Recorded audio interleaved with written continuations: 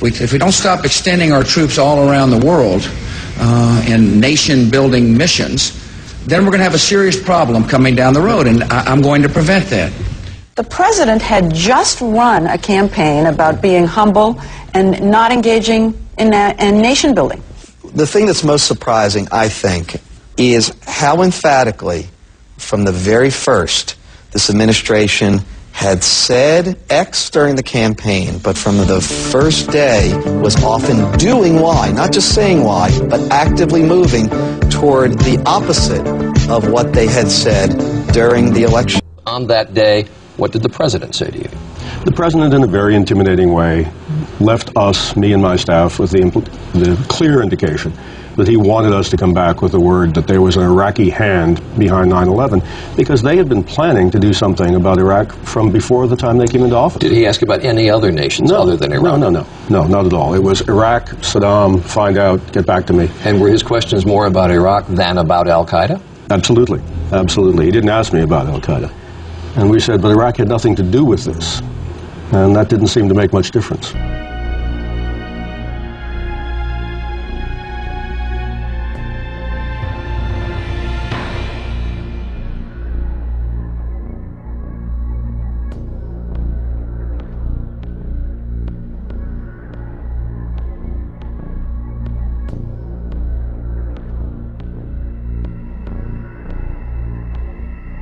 And then, who does Bush appoint?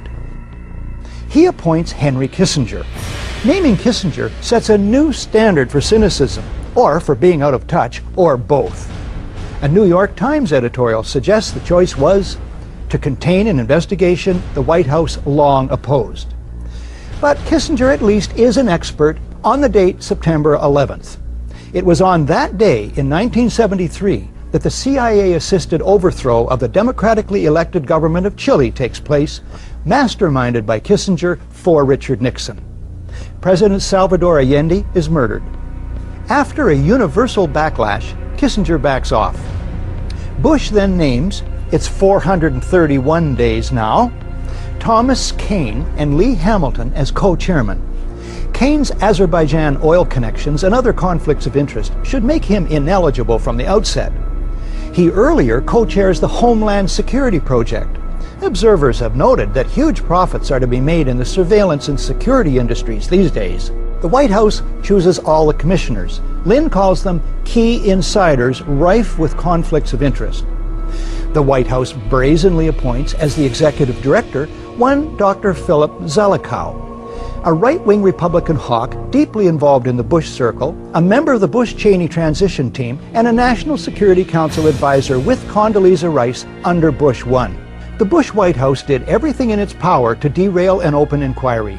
Then, when faced with its inevitability, the president and his aides sought to limit its scope, its access, and its funding. This commission was about as independent from White House control and manipulation as the abused prisoners at Abu Ghraib were from their jailers. The White House releases only 25% of 11,000 documents requested. It blacks out portions of the released documents, resists requests that the administration officials testify under oath, and tries to rush the commission's deadline. Bush and Cheney meet the commission. But it is behind closed doors. They refuse to testify under oath. No tape recorders are allowed. No transcript is allowed. Bush makes no opening statement, and those taking notes must submit them to security personnel. My administration will not talk about how we gather intelligence, if we gather intelligence, and what the intelligence says. I will not discuss. We will not discuss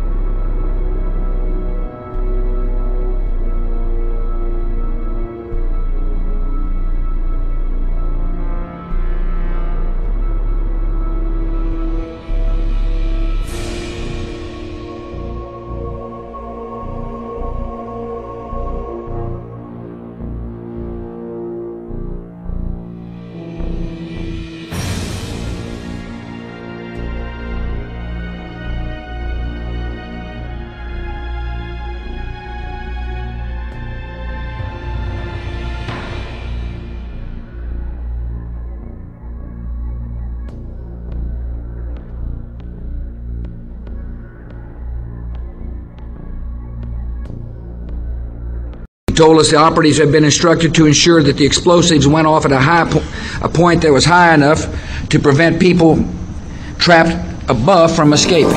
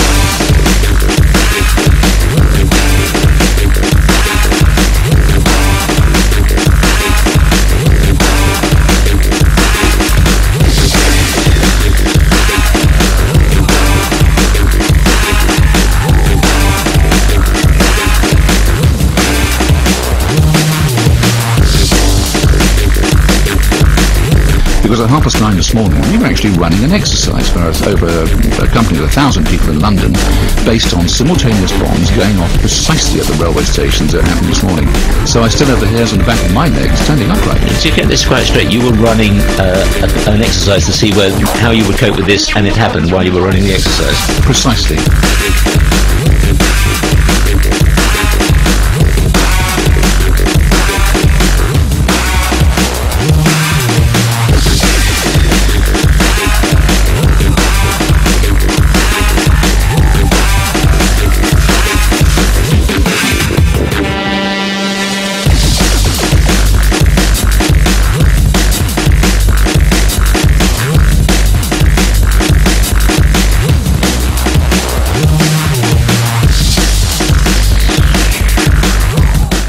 Described the design of planned attacks on buildings inside the U.S. and how operatives were directed to carry them out.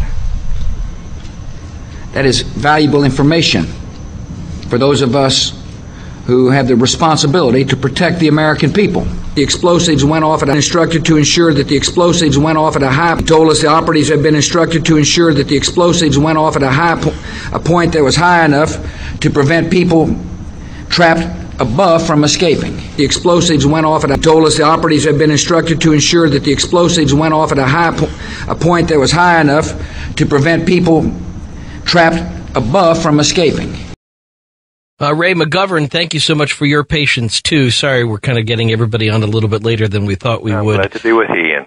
I think the key factor here is there are a whole host of unanswered questions having to do with 9/11. Frankly, I am very, very bothered by some of the more egregious testimony. Let me take 1 minute just to give you an example. The Secretary of Transportation is down in the bunker with Cheney, okay? About 10 minutes before whatever hits the Pentagon. While he's there, he reports that a young man comes in and says, Mr. Vice President, 50 miles out now, same instructions? Vice President, yes, same instructions. A little while later, Mr. Vice President, 30 miles out now, same instructions? Yes, same instructions. A little while later, 10 miles out now, Mr. Vice President, same. Did anyone change the instruction? Of course, the same instruction. 10 minutes later, something hits the Pentagon. Now, he testified to that before the commission there, the Kane-Hamilton Commission, and it's on videotape. And Hamilton sort of asked him a leading question. He said, well, which plane was that? You know, hoping he'd say the one in Pennsylvania. But Mineta says, the one that hit the Pentagon. Now, I had a chance to ask Mineta one-on-one about a year ago. I said, Secretary Mineta, who is that young man? He said, oh, I don't know. I said, well, they have a uniform on? No, he didn't have a uniform on.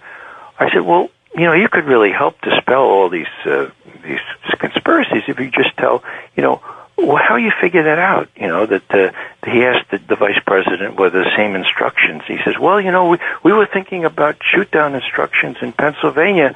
And I said, no, Mr. Secretary, we're talking about the one that went into the Pentagon. The Pennsylvania was almost an hour later. And it was almost as though a veil came over his eyes, Ian. And he said, all he could say was Pennsylvania, Pennsylvania, Pennsylvania after that.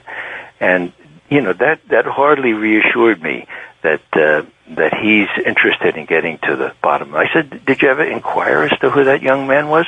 No, I never did. So this is just one example that bothers me greatly. And, you're in danger of being accused of being a conspiracy buff or something like that, but that's something that could be answered with a legitimate attempt to find the answers, and nobody has taken the trouble to do that, and it bothers me greatly. That's the most fascinating thing I've heard in about a year. That's amazing. I'd sleep for a couple of days mulling that over, that possibility that Dick Cheney could have been involved with a plane approaching Washington that was not being stopped, that was not being shot down. I mean, that they suspected might be involved in this, and they didn't do anything about it. And having issued stand-down instructions, which could have been reversed after this young man kept asking whether he wanted to reverse them. So, Minetta's business about shoot-down instructions, well, there was a lot of uncertainty about that, too, specifically with respect to the plane in Pennsylvania almost an hour later. But the Pentagon, as you already pointed out, is heavily fortified with all manner of missiles from the roof and everywhere else. For some reason, they didn't work that day, and you don't have to be a conspirator to say, well, how does that parse? Who has asked Dick Cheney? And, the fact that Dick Cheney wouldn't testify before the 9/11 Commission unless it was he and Bush together, well, what does that tell you? What does that tell you?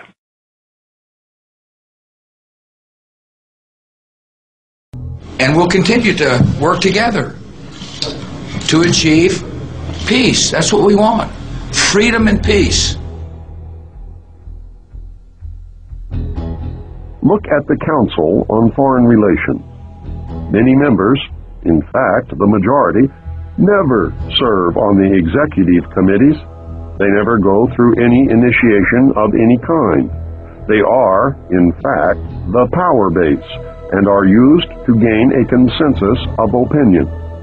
The majority are not really members, but are made to feel as if they are. In reality, they are being used and are unwilling or unable to understand. They may have been or may be members of the Christian or Jewish religion, but that is only to further their own ends. They are, and always have been, Luciferian and internationalist. They give allegiance to no particular nation, although they have used, on occasion, nationalism to further their causes. Their only concern is to gain greater economic and political power. The ultimate objective of the leaders of both groups is identical. They are determined to win for themselves undisputed control of the wealth, natural resources, and manpower of the entire planet. They intend to turn the world into their conception of a Luciferian totalitarian socialist state. In the process, they will eliminate all Christians, Jews, and atheists. You have just learned one, but only one, of the great mystery. The people who are running this country from behind the scenes do not care a thing about Americans or bloodshed anywhere. I think we're going to awaken one day to find out that we've all been too relaxed and entertained and watching television and being entertained with all the cares of life, never realizing what is going on in this country.